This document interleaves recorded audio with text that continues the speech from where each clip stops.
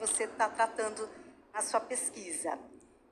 Fala para a gente de uma forma geral, então, o que é esse insólito, do que estamos falando?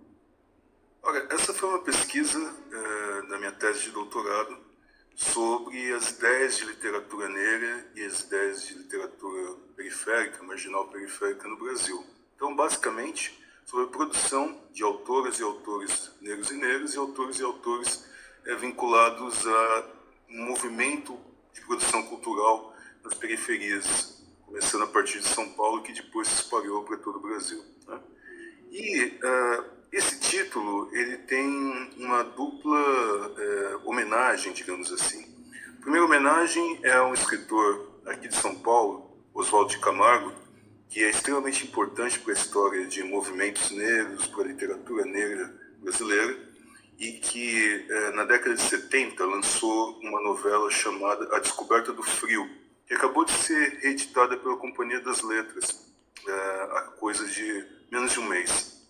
A Descoberta do Frio, que é uma novela muito interessante, muito bacana, importante, sobre o racismo no Brasil, né, ambientado em São Paulo. Então, é uma homenagem àquele título. E, de outro lado, também é uma forma de discutir criticamente como que o nosso sistema cultural, envolvendo jornais, críticos literários, produtores culturais, historicamente trataram escritores negros e negras periféricos na nossa história literária. Sempre como algo raro, insólito, inédito, impossível, né? Considerando a história de alguns dos nossos escritores que eu abordo no livro. O caso da Carolina Maria de Jesus, Paulo Lins, Ferrez, né?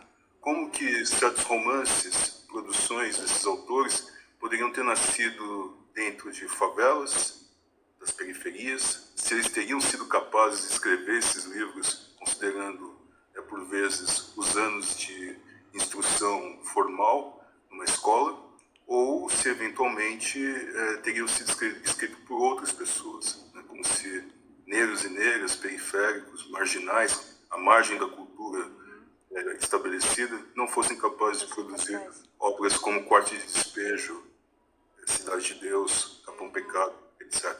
Quer dizer, causa um estranhamento.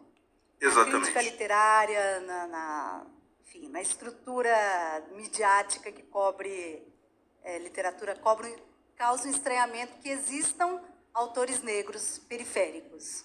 Ainda como hoje? Autores. Eu acho que isso é interessante. Eu acho que hoje não mais, e felizmente não mais, né? Porém, existem diferentes mecanismos de discriminação que talvez persistam.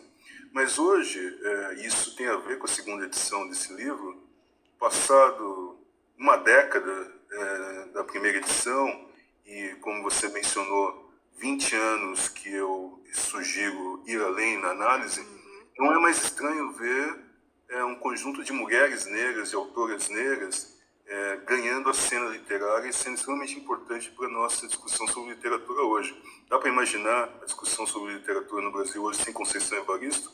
Acho muito difícil, né? Também não é mais estranho que a gente discuta a produção cultural das periferias, de norte a sul, de leste a oeste no Brasil, sem os saraus periféricos, sem os movimentos de discussão de poesia, de slams, nas nossas periferias urbanas, e não só urbanas. Então, eu acho muito difícil que qualquer discussão séria a respeito de literatura, da história literária brasileira contemporânea, não mencione a experiência de autoria feminina, autoria negra, autoria indígena, LGBTQIA+. Felizmente as coisas mudaram.